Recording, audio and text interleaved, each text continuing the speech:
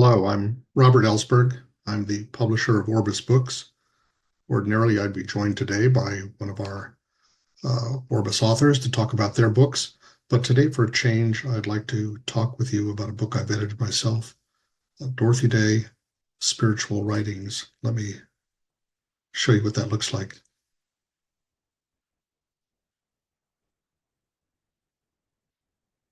It's almost 50 years since I first met Dorothy Day when I was 19 and took a leave from college to work with her at the Catholic Worker in New York City. I ended up staying for 5 years.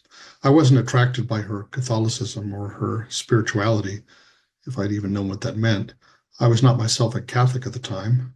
I was attracted instead by her example of heroic nonviolence, her repeated acts of civil disobedience, and her lifetime of service among the poor.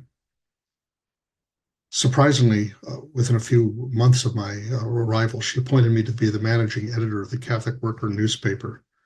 It was a task for which I certainly had no evident qualifications, but Dorothy had a rare ability to recognize people's hidden talents and possibilities, I should say, that weren't at all evident to ourselves. In any case, I could not have imagined that she was pointing me in the direction of my life's work as a writer and editor. And given that I'm now 37 years at Orbis Books, she was right about that. But specifically as her editor, this is actually the sixth volume of her writings I've edited, including her diaries and selected letters. I presume this will be my last, and I think I can say it is perhaps my favorite because of all of them. It represents the fruit of my 50 years of trying to understand the roots of her public witness, her spirituality. Now, one could say that as a devout Catholic, her spirituality was rooted in traditional expressions of faith, daily mass, the rosary, a discipline of daily prayer and reflection on scripture. But through a lifetime of reflecting on her writings, I began to see the outline of certain distinctive elements, which I think account for her witness, the way she integrated her faith and engagement in the world. The book is organized around chapters that highlight these themes. The first point is her emphasis on the radical social implications of the incarnation. In Jesus, God entered our humanity and our history, and so we could not find him apart from other people. He said that what you do for the least of my brothers and sisters, you do directly to me, feeding the hungry, giving welcome to the stranger, visiting the prisoner. She encountered Christ in the faces of the poor.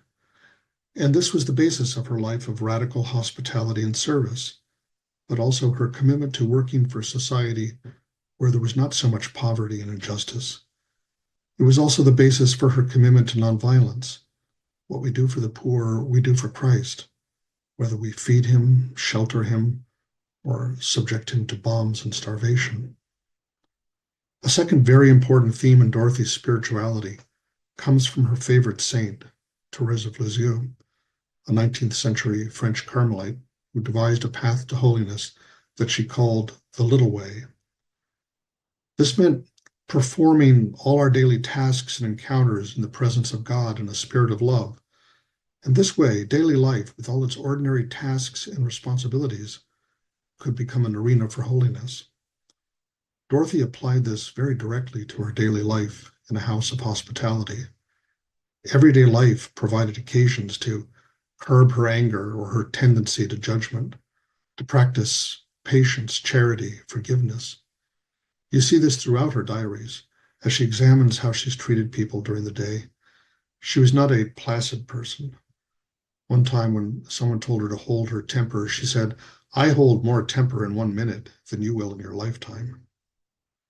Yet it was the exercise of her faith in these small ways, the effort to live in the conscious presence of God, that equipped her for the extraordinary actions on a wider stage, going to prison for refusing to cooperate with compulsory civil defense drills, or picketing and facing arrest with the farm workers, or being shot at by the Klan while visiting an interracial community in the South. But Dorothy also drew social implications from Therese's Little Way. It applied to the significance of our smallest acts.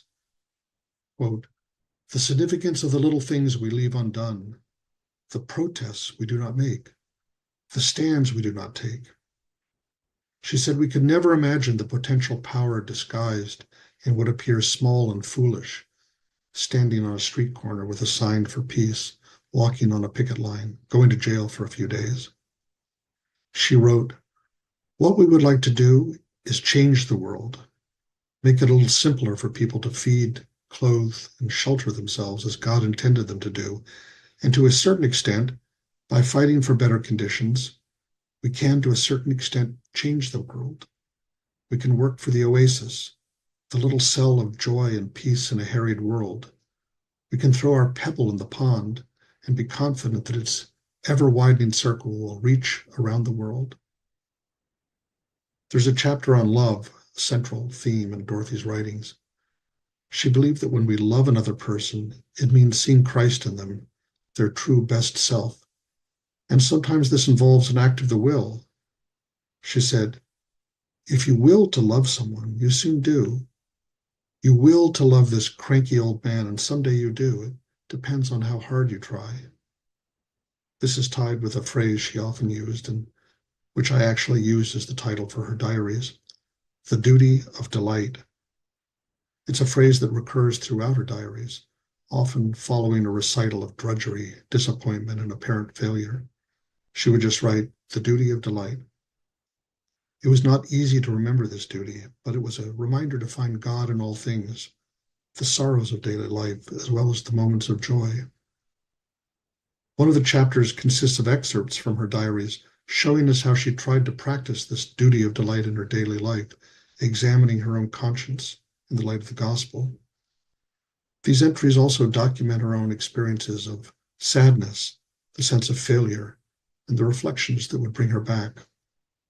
She writes, "Rainy and cold, thinking gloomily of the sins and shortcomings of others, it certainly suddenly came to me to remember my own offenses, just as heinous as those of others. If I concern myself with my own sins and lament them, if I remember my own failures and lapses, I will not be resentful of others. This was most cheering and lifted the load of gloom from my mind. It makes one unhappy to judge people and happy to love them." Another chapter is called to be saints. Dorothy had an enormous devotion to the saints, whom she regarded as friends and companions. She always acknowledged their humanity, their mistakes and failures, as well as their courage and faithfulness. No doubt she wished to take them off their pedestals, to show them as real human beings who represented in their time the ideals and the spirit of the gospel. But above all, she believed that the saints are those who remind us of our true vocation, to be the saint we are called to be. She believed this was the common calling of all Christians, to put off the old person and put on Christ. It was a calling that would last a lifetime. But at the same time, she sensed the need for a different kind of saint, a different model of holiness. It was one thing for saints to care for the sick and poor, but where, she asked, were the saints to change the social order, not just to minister to the slaves, but to do away with slavery? You could say that her own life was a response to that question. There's much more in this book, her reflections on her own spiritual journey, on prayer, and the ongoing call to conversion. There are reflections on Dostoevsky's line, "The world will be saved by beauty," and reflections on the church, which she loved even when it was a scandal to her. There are reflections on peacemaking and what she called the greatest challenge of the day, how to bring about a revolution of the heart, a revolution which has to start with each one of us. Day after day, we accept our failure, but we accept it because of our knowledge of the victory of the cross.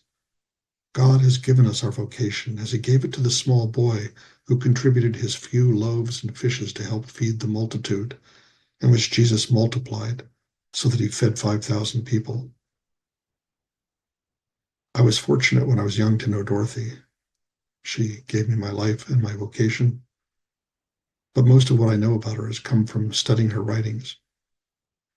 My hope is that through this book in particular, excuse me, you can know and love her too. Thank you very much. I'll share that cover one more time. Dorothy Day, spiritual writings available from Orbis Books. Thank you.